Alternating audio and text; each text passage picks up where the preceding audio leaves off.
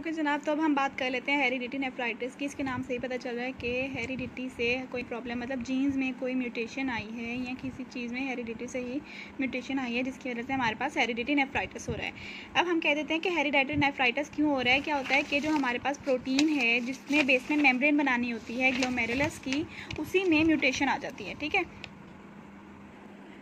उसी में म्यूटेशन आ जाती है, जिसकी वजह से हमारी जो है जो उसकी ग्लोमेरुलस की जो बेसमेंट है उसी में मसला हो जाता है, और जिसकी वजह से हमारे पास ग्लोमेरुलस नेफ्राइटिस हो जाता है। अच्छा, अब देख लेते हैं कि वो मसला होता क्या है और किस तरह होता है। अब मैं बता देती हूँ कि प्रोटीन जो बनानी है, सबसे पहले उसकी डेफिनेशन या उसके अगर आपने डिफाइन करना है तो जो प्रोटीन बेसमेंट मेम्ब्रेन बनाती है किसकी, ग्लोमेरुलस की, उसी प्रोटीन में म्यूटेशन हो जाती है। म्यूटेशन होने की वजह से हमारे पास जो है वह ग्लोमेरुलस की मेम्ब्रेन ही सही नहीं बनती है। जब मेम्ब्रेन ही सही नहीं बनेगी तो हमारे पास ग्लोमेरुलस आगे काम कैसे करेगा। ठीक है, ये हमारे पास इसकी वो हो जाती है। ठीक है, अब हमारे पास क्या यहाँ इन्होंने जिक्र किया है एल्पर्ट सिंड्रोम का। मैं बता देती हूँ हेरिडिटी नेफ्राइटिस जो है कभी भी जो है ये, अब इसमें क्या होता है, डिफेक्ट किस में होता है, कोलेजन में। मैं आपको यहाँ डिफाइन कर देती हूँ। अब देखें, इसमें डिफेक्ट होता है कोलेजन 4 में। अच्छा, कोलेजन 4 हमारे पास आई में भी पाया जाता है, ठीक है, ईयर में भी पाया जाता है, और हमारे पास ग्लोमेरुलस में भी पाया जाता है। अब हमारे पास कोलेजन 4 में मसला है तो हमारे आई में भी मसला होगा, हमारे ईयर में भी मसला होगा, और हमारी किडनी में भी मसला होगा। हम डीफनेस में भी जा सकते हैं, हम जो ब्लाइंडनेस में भी जा सकते हैं, और नेफ्राइटिस हमें कॉज हो ही रहा है, या हमारे लेंस के अंदर कोई मसला हो सकता है, और स्क्लेरा के अंदर कोई मसला हो सकता है। तो इस वजह से जो है ये हेरिडिटी नेफ्राइटिस है वो तीनों के साथ होती है। डीफनेस भी होती है उसके अंदर जो है वो ईयर डिसऑर्डर्स भी होते हैं, आई डिसऑर्डर्स भी होते हैं, और नेफ्राइटिस भी हो रहा था। उसको हम क्या कह देते हैं, अल्पर्ट सिंड्रोम। ठीक है, उस सिंड्रोम को हम कहते हैं अल्पर्ट सिंड्रोम, एज यू नो कि यहाँ पर लिखा हुआ है।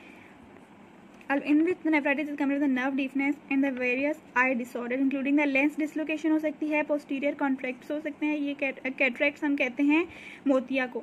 ठीक है, अब कॉर्नियल डिस्ट्रॉफी हो सकती है। हमारे पास ये मैंने आपको क्लियर कर दिया। अब हम आ जाते हैं पैथोजेनेसिस पे कि इसकी पैथोजेनेसिस क्या है। अब क्या होता है कि जीबीएम के अंदर लार्जली जो है कोलेजन 4 जो है वो एक्यूमुलेट उसी के साथ बनी हुई होती है। उसी के अंदर जो है हमारे पास 3 ट्राइमर्स होते हैं,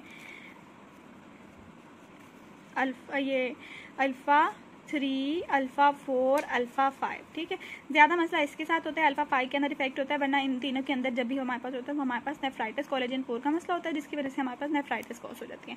ठीक है, इन्होंने यही बताया हुआ है कोलेजन 4 के अंदर जो है mutation in the gene according the था स्टडी अल्पर्ट। अच्छा, ये सॉरी 3 और 4 collagen, the form of the type 4 is crucial for normal function for the lens, cornea and glomerulus, जो मैंने आपको बताया। Mutation of the 1 alpha chain result in the defective heterotrimers assembling and consequently the disease manifestation of the Alpert syndrome बता दिया आपको। ठीक है, अब मैं यहाँ पे बात कर लेती हूँ। ये जो होते हैं ना, ये अल्फ़ा 3, अल्फ़ा 4 और अल्फ़ा 5 हमारे पास जो होते हैं एक्स लिंक कैरियर्स होते हैं। एक्स लिंक कैरियर होते हैं तो मैं आपको जैसे बता दूँ कि एक्स लिंक कैरियर जो है वो ज़्यादातर मेल को अफेक्ट करते हैं, क्योंकि उनके अंदर एक ही एक्स होता है और एक वाई होता है। अभी एक ही इनका जो एक्स है और वही ख़राब है, तो हमारे पास वो कॉज करवा देगा क्या, नेफ्राइटिस या एल्पर्ट सिंड्रोम। ठीक है, अब अगर बात कर लें तो ये फीमेल्स में उससे कम होगा, क्योंकि फीमेल्स के पास 2 एक्स होते हैं। अगर इसके ऊपर आया तो वो कैरियर बन जाएगी, उसके ऊपर नॉर्मल फंक्शन उसके अंदर हो रहा होगा, लेकिन कैरियर ज़रूर होगी। यही बात इसमें बता देते हैं X4 और X5 में।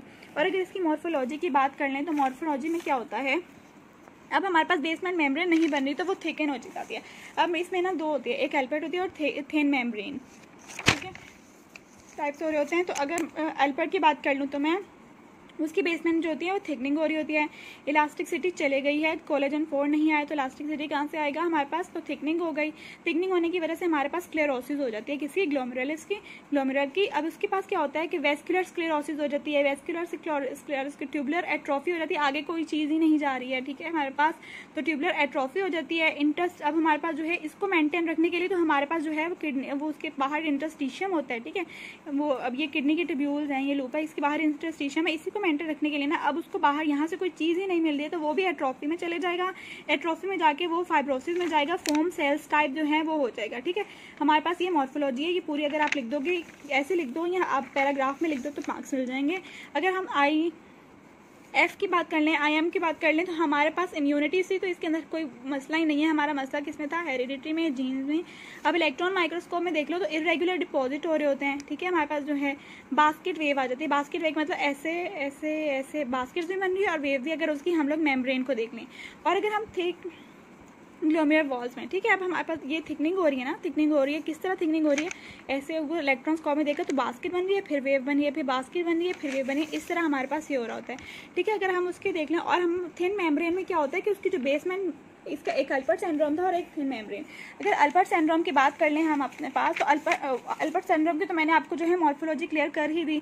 अब हम थिन मेम्ब्रेन की अगर मॉर्फोलॉजी कर ले, तो उसकी जो बेसमेंट मेम्ब्रेन है वो इतनी थिन होती है, इतनी थिन होती है कि उसके अंदर से कुछ क्रॉस हो ही नहीं, मतलब वो फिल्ट्रेशन करने के काबिल ही नहीं होती, इतनी ज़्यादा थिन होती है। बस इसके अंदर और अल्पर्ट सिंड्रोम के अंदर यही फ़र्क होता है, ठीक है। अब अगर क्लिनिकल कॉजेज में देख ले, तो एज यू नो ये नेफ्राइटिक सिंड्रोम है, तो हमारे पास हेमाटूरिया, प्रोटोन्यूरिया और ये सारी चीज़ें हो रही होंगी, ठीक है। अब हम आगे बात कर लेंगे रैपिडली प्रोग्रेसिव ग्लोमेरुलोनेफ्राइटिस की। हेरिडिटी नेफ्राइटिस में अगर आपको कुछ ना समझ आया हो तो आप मुझसे ज़रूर पूछ लें। अल्लाह हाफिज़।